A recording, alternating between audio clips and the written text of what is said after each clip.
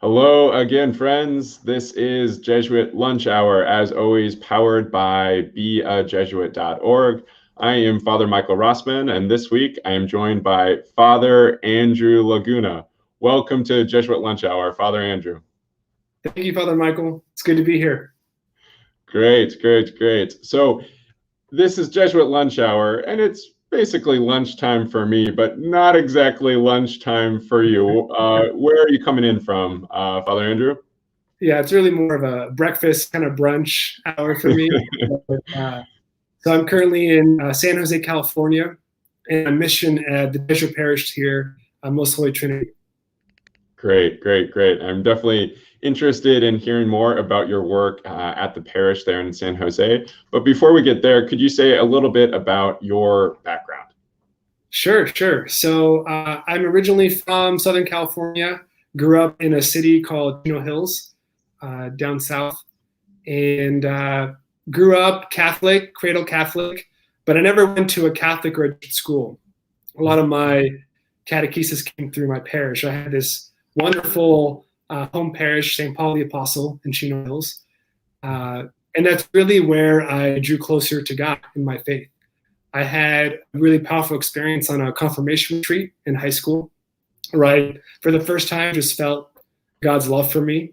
And after that weekend, I started becoming more invested in my faith. I started wanting to go to Mass. Eventually, I became involved in a retreat ministry at this parish. We were putting on retreats for confirmation students, and it was huge. We put on 6 to 8 retreats every year, weekend retreats. So I kept this up from senior of high school until end of undergrad. And it was really in that experience where I started to discern a vocation. So I went to UC Irvine, University of California School. Go Anteaters, Zot Zot. And I was a biology major. I was pre-med, totally different track. But by the end of undergrad, I realized that medicine wasn't really fulfilling to me, that it wasn't what I thought it was going to be. And so then I thought, okay, well, what is giving me the most fulfillment and joy in my life? And that was accompanying young people on their spiritual journeys and just witnessing them discover the love of God that they had for them and being a spiritual companion to them. So slowly but surely, I started thinking about priesthood and started becoming more open to that. And there happened to be one Jesuit priest at this public university at our Newman Center. Well, it's not a Newman Center, but it's basically a Newman Center. Father John Francis Vu. And through him, I learned about the society, and the Jesuits just felt like a good fit in terms of the spirituality. And eventually I entered. And that was in 2008. And it's been over 12 years, which is kind of crazy. I know we entered around the same time, Father Michael. So Yeah, it's kind right. it's Right. over a decade. But it's been a good journey. Yeah, we would have met each other during the summer of 2009, I believe. That's right. I remember that very distinctly in Denver. Yeah, when we were both Jesuit novices. And perhaps you could say a bit about your experience of Jesuit formation. What were some of the significant experiences for you during that, 11-year process on the way to becoming a priest? Yeah. So Jesuits, we have a long journey. I started in Culver City, which is LA basically, for novitiate the first couple of years. I had some different experiences there. I actually helped out at a large community in Tacoma, Washington, which was a beautiful experience, one of the highlights.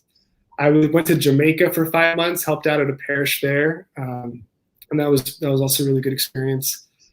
And then after taking vows, after those first 2 years, I was at St. Louis University, where I got a master's in philosophy. I was there for 3 years. Then I came to the Bay Area and I worked at one of our high schools, St. Ignatius Prep, or SI, for 3 more years, which was great. I taught sophomore scripture. I coached. I worked in campus ministry. The whole Regency package was pretty much involved in everything. And then after that, I stayed in the Bay. I went to Berkeley for 3 years, did my MDiv, had a great education. And then I got ordained. I'm still a baby priest. I got ordained in June of 2019, just recently. And after that, I still had some more kind of formative experiences. I went to our parish in San Diego for the summer, Our Lady Guadalupe. Great people, great community. And then I really wanted to deepen my Spanish. I'd already spoken Spanish pretty well, but I wanted to deepen my fluency just to be more available. So I asked to be sent to Mexico. And I was at a parish down there in Tabasco, which is a state in the south of Mexico. It's a Jesuit parish. Nuestra Señora los Remedios y San Jose. So, saludos a todos los tabasqueños que están viendo este programa. It was great. It was a really good 5 months. Beautiful people. I still message them all the time. And and then I came back in January, and then finally I landed at Most Holy Trinity, or MHT, on February 1st of this past year. So it's been about 8 months, a little more than 8 months. And that was quite the time to begin at a parish, because this has been an interesting year. Perhaps you could say you could talk about your experience arriving, as still a baby priest. By the way, how long is one still a baby priest? I don't know if I ever learned that in theology studies. At one point, one is no longer a baby and perhaps is a toddler priest, I'm not sure. But you arrived at Most Holy Trinity at the beginning of February, and then, life happened in 2020. Could you say a bit about your experience working at the parish and then facing this pandemic? Yeah, I mean, I remember arriving in February, and there were already kind of murmurings of coronavirus, like, oh, there's this new virus in China. I specifically remember, like, I was on the treadmill at the gym seeing this, like, news report. I'm like, oh, wow, that sounds kind of like it could be a big deal, but all right, let's see where this goes. And already at the parish, we were being cautious with sanitizer and not receiving the cup just because it was flu season. And I don't know if it was for coronavirus, but we were definitely being cautious. And I mean, when I first got here, it was great. It's a huge community. They were very welcoming. But I mean, 6 weeks after I arrived, I mean, that's everything shut down. And I remember it was such a shock because, I mean, for many reasons, right? It was a shock for all of us. But when we got that notice that there weren't going to be any more public masses, we were like, oh my gosh, we have to close down the church, and no one had ever experienced anything like this. And it was kind of shocking, a little scary, a little like, okay, how are we going to make this work, in helping the people and serving the people? Yeah. How have you made it work? How have you continued to be a pastor of sorts to your parishioners? Yeah, it's definitely been, it was challenging. It's been challenging for everyone. We've all had our struggles, but at the parish, when we first shut down, I think, we were taken off guard. We didn't have any contingency plan. And the thing is, we're a huge parish. So we have 9 weekend masses, 3 language groups, Spanish, English, Vietnamese. So in a given weekend, thousands of people come to our parish for masses. And it's been great. It's a very beautiful, vibrant parish. But the shutdown made us realize just the ways in which we were lacking in terms of virtual connecting, right? When that became the only option, we realized, okay, let's go to Facebook. And then we realized, oh, Facebook, we haven't really been using our Facebook page and it wasn't as strong. Or realized we haven't had like updated email lists in a while, or we were struggling to find ways to connect with people. We started initially with phone calls, checking in with folks, but quickly we kind of had to learn, like, how do we make this work in a way that's safe, in a way that people feel connected and supported. Even live stream initially was a challenge.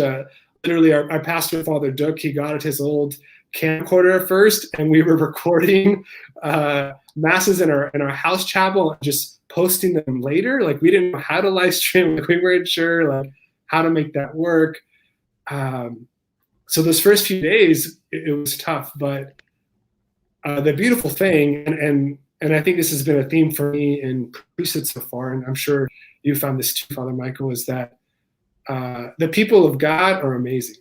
And the people of God are just, they always come through, and just their faith and their commitment. I've just been so, so moved by it.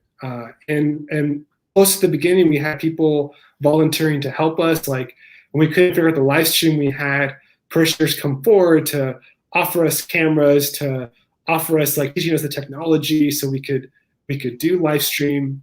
Within a couple of weeks, we had a YouTube channel set up, and we were doing daily masses, and we were doing mass on the weekends. So kind of slowly but surely, with the help of our parishioners, we were really able to make it work, given our restrictions. And so those first couple months, I think for everyone, it was just pure live stream. So I think it was March, April, May. At least in our county, initially, it was very strict. We couldn't do anything.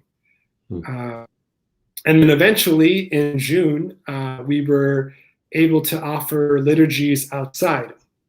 And at first, I think we were a little skeptical, like, okay, is this going to feel the same? And we were just concerned, like we wanted to be in the church in that space. And then we had to follow all these protocols, right? You have to follow social distancing, masking. You have to have teams of volunteers to set up chairs and disinfect them and figure out how you're going to do communion and all of that. And so it was a bit daunting at first. But once we started, I remember just really feeling the Spirit and how beautiful it was to gather together again. Even though we were outside on the plaza, we weren't inside. Just that sense of real of community, of what it's supposed to be, of people in person together, praying and celebrating Eucharist. So it's been rough, but I feel like with every step, we've always had people come forward from the parish to help us, to support us. Like I feel like we're all in this together, and I feel like God has always been present in each of those stages that we passed through. Yeah. And have you been able to do baptisms and first communions and so forth? What have those experiences been like? Yeah, so eventually, once we kind of got the routine down with just regular daily Eucharist and Sunday Eucharist, by August we were planning and praying as a staff, like, okay, how are we going to do all our kind of our catch-up sacraments? All the RCIA sacraments that we should have done at Easter Vigil, all the youth confirmations. So eventually, we prioritized the RCIA candidates and catechumens because they'd been waiting for so long, and they were ready, and then we had to postpone. And that was actually, looking back, that was so beautiful. We did those like mid to late August, and I remember we were all in the plaza, and everyone was all dressed up in white, ready for the baptism. We literally just had we had a plastic bowl on this table, like this makeshift font for them. But I remember preaching to those who were going to see the sacraments. I said, I know we miss being inside the church. I'm sure you're imagining this with the altar, in God's house. But you are in solidarity with so many Christians who have come before us, who got baptized and received sacraments in the most obscure of places, beginning with early Christians, right, who were persecuted, who were baptized underground in catacombs. And it was really, I remember people commenting afterwards, like how moved they felt and how beautiful that experience was for them, their entrance into the church, where it wasn't an ideal time, but because it was an ideal time, in some ways that made it more ideal. This is what our faith is about. It's about persevering and maintaining the faith in the midst of trial. So, that was great. That was beautiful. Yeah. What are some of the things that you think will remain after we go back to some degree of normalcy? What are some of the lessons that we might learn through this whole process, particularly as it pertains to parish life? Yeah. Well, recently we had another transition, another shift. About 10 days ago, the county allowed us to have indoor liturgies. So that was, I mean, it was great. We were very excited to hear the news. And so I remember I had daily mass like the next day or a couple of days afterwards. And it was the first time I celebrated mass with a group of people inside the church where I could see their faces. Like this whole time for like 7 months, when I've been in the church behind the altar, I've had to preach to a camera, pray in a camera, and you kind of just get used to it, right? But it's very strange, like all this Zoom, YouTube Live stuff. It just has, but then to have them inside and to preach and pray and to be able to have that physical human connection, I felt really consoled, and overwhelmed in a good way. Like I was getting teary-eyed. It was so moving, and I think our parishioners who were inside, I felt like the responses were even heartier than usual, like full-throated, like the Lord be with you and with your spirit. Like people were so happy to just be inside the church. So I think hopefully when this is all over, we won't take that for granted, and I think we all take mass for granted, I think sometimes, in the past, like because it's just this staple of our lives. Like we don't think it's going to change, but I think this pandemic has made us realize really what a gift that is and how precious that is, and not to take for granted the fact that we can have those in-person sacraments. And so I hope we appreciate community more. I hope we just really appreciate one another's presence more after this. Well said. I think that's right. Perhaps as a way of wrapping up, I'd like to ask guys any advice that they might give to people in discernment. This might be for people who are discerning a religious vocation, or people in any stage of life who are discerning, some path forward. What little nugget of wisdom might you offer such people? Yeah, Actually, I've had some conversations recently with some people who are discerning, because I'm a part-time promoter for my province. And the advice that I was given that really helped me when I was discerning and I was confused and unsure, I remember a Jesuit telling me, no matter what happens, stay close to Jesus, right? Stay close to Jesus. I think sometimes when we're discerning, whether it be religious life or married life or something else, it doesn't matter what it is, we get caught up in this analytical space of weighing pros and cons, and then we go back and forth and we're indecisive. But really, any vocation, when it comes down to it, at its heart, it's about our relationship with God. It's about Jesus. And if in your discernment, your priority is just focusing on your daily prayer, like I really recommend the Examine to people who are discerning, because that's a great way just to be attentive to how God is drawing close to you. Mm. But if the only thing you do is deepen that relationship with God, then I think clarity about one's vocation flows from that. Like ultimately, that's where your peace, that's where your direction, that's where your sense of where God is calling you is going to come from. Amen. Father Andrew Laguna, it is an absolute delight to talk with you, and I'm so glad that others can just benefit from your reflections and from your wisdom. This has been Jesuit Lunch Hour, powered by beajesuit.org. We'll be back with another great Jesuit next week, and I think, Father Andrew, your marching orders are wise for all of us this week. Let's stay close to Jesus. All right, thanks so much. Great to be with you. You too.